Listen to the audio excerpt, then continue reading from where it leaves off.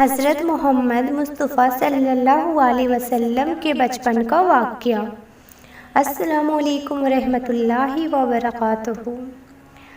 آپ سبھی نے پہلے ہی ویڈیو میں آپ صلی اللہ علیہ وسلم کی پیدائش کا واقعہ سن چکے تھے کہ حضور اکرم صلی اللہ علیہ وسلم یتیم پیدا ہوئے تھے۔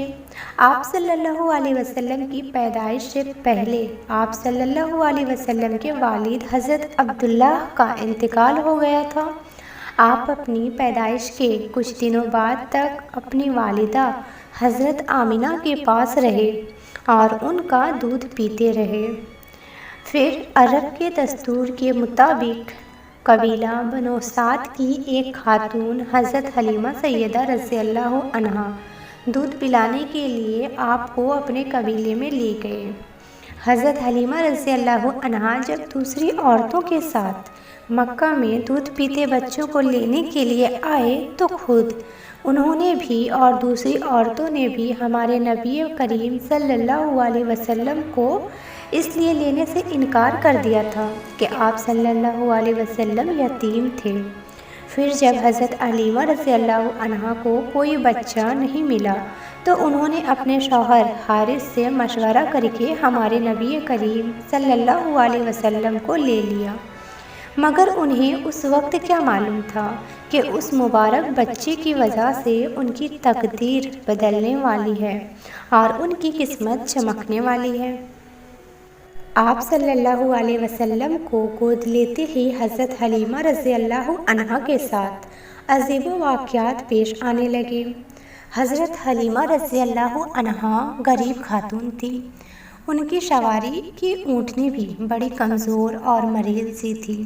جب وہ اپنے قبیلے سے قافلے کے ساتھ مکہ مکرمہ آ رہی تھی تو ان کی اونٹنی بار بار قافلے سے پیچھے رہ جاتی تھی۔ اس اونٹنی کا دودھ بھی بہت تھوڑا سا نکلتا تھا، لیکن جیسے ہی آپ صلی اللہ علیہ وسلم کو انہوں نے لیا تو اونٹنی میں نئی جان پڑ گئی۔ اس کی رفتار ساری اونٹنیوں سے زیادہ تیز ہو گئی اور دودھ بھی خوب بڑھ گئی۔ قافلے والے بھی یہ نظارہ دیکھ کر حیران ہو گئے۔ جب حضرت حلیمہ رضی اللہ عنہا آپ صلی اللہ علیہ وسلم کو لے کر اپنے گھر پہنچی تو وہاں بھی بڑی برکتیں ظاہر ہوئے۔ حضرت حلیمہ رضی اللہ عنہا کی بکریاں اور ان کے دوسرے جانور خوب موٹے تازے ہو گئے اور ان کے گھر میں نعمت اور برکت اترنے لگی۔ حضرت حلیمہ رضی اللہ عنہا کے 4 بچے تھے جن کے نام یہ ہیں: عبداللہ، انیسہ، حذیفہ اور حذافہ۔ یہ چاروں آپ صلی اللہ علیہ وسلم کے رضاعی بھائی بہن تھے۔ ان میں سے حضرت سمیہ رضی اللہ عنہا حضور صلی اللہ علیہ وسلم کا خوب خیال رکھتی تھی اور آپ پر جان چھڑکتی تھی۔ بعد میں یہ اسلام بھی لائی۔ حضرت حلیمہ رضی اللہ عنہا کے یہاں آپ صلی اللہ علیہ وسلم 5 برس رہے۔ آپ کو اپنی رضاعی ماں حضرت حلیمہ رضی اللہ عنہا سے بڑی محبت تھی۔ جب حضور اکرم صلی اللہ علیہ وسلم کو نبوت مل چکی تھی، اس زمانے میں حضرت حلیمہ رضی اللہ عنہا آپ سے ملنے کے لیے آئیں تو آپ نے ان کے لیے اپنی چادر بچھا دی اور میری امی جان کہتے ہوئے ان سے لپٹ گئے۔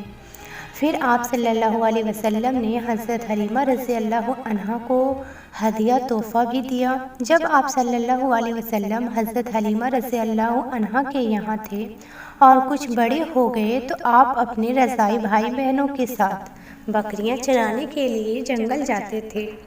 ایک دن بکریاں چرانے کے لیے گئے ہوئے تھے کہ عجیب واقعہ پیش آیا۔ ہوا یوں کہ جنگل میں اچانک سفید کپڑے پہنے ہوئے 2 فرشتے انسانی شکل میں آئے اور انہوں نے آپ صلی اللہ علیہ وسلم کو پکڑ لیا۔ پھر ایک پتھر پر لٹا کر آپ کا سینہ چیرا اور آپ کا دل نکال کر اس کو دھلا اور پھر اس کو اسی کے جگہ رکھ کر سینے کو سل دیا۔ کائنات میں سب سے زیادہ پاکیزہ دل آپ صلی اللہ علیہ وسلم کا تھا۔ آپ کے دل کی پاکیزگی میں اور اضافہ کرنے کے لیے اللہ سبحانہ و تعالیٰ کی طرف سے یہ انتظام کیا گیا۔ ذرا سوچئے کہ آپ کا دل کتنا صاف شفاف اور پاکیزہ رہا ہوگا۔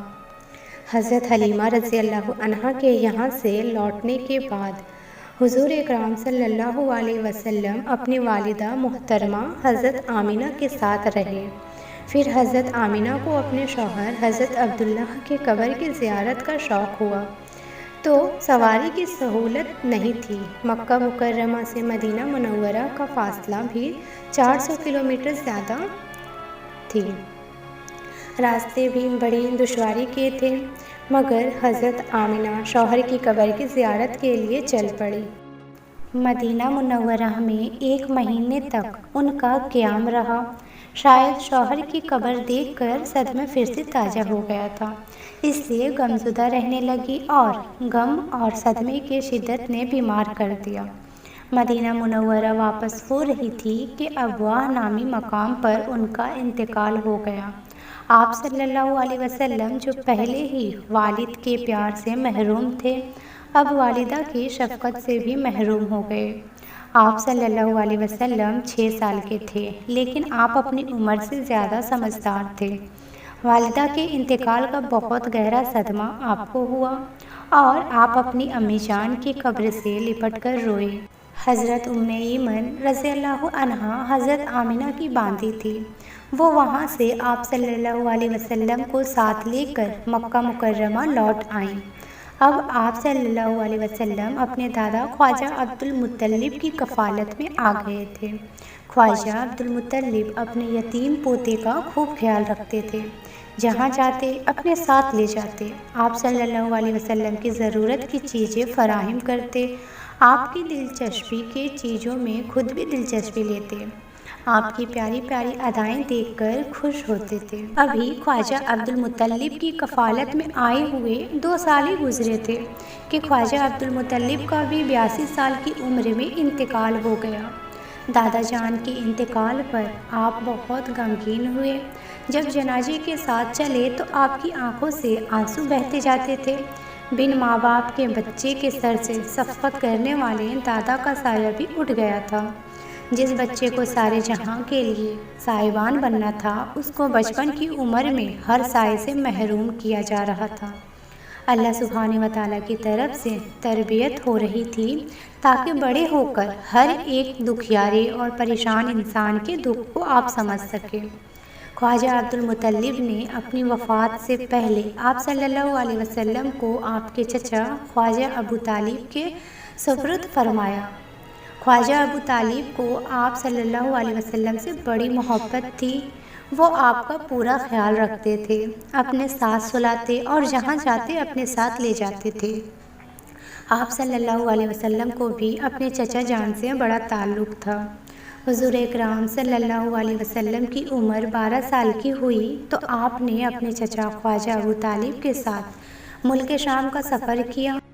مکہ سے شام کا سفر بہت لمبا تھا اور راستوں کی خرابی اور اونٹ کی سواری کی وجہ سے سفر میں بہت مشقت ہوتی تھی، اس لیے خواجہ ابو طالب آپ صلی اللہ علیہ وسلم کو ساتھ لے جانا نہیں چاہتے تھے، مگر آپ صلی اللہ علیہ وسلم کو اپنے چچا جان سے ایسی محبت تھی کہ ان کے پیچھے ان کے بغیر رہنا نہیں چاہتے تھے۔ آپ کی چاہت دیکھ کر خواجہ ابو طالب نے آپ کو ساتھ لے لیا۔ جب بصرہ پہنچے تو وہاں کے ایک بڑے عبادت گزار عیسائی پادری نے آپ کو دیکھا اور آسمانی کتابوں میں پیغمبر کی جو نشانیاں لکھی ہیں ان کی وجہ سے آپ صلی اللہ علیہ وسلم کو پہچان لیا اور خواجہ ابو طالب سے کہنے لگا کہ یہ بچہ آگے چل کر بڑی شان والا پیغمبر بنے گا۔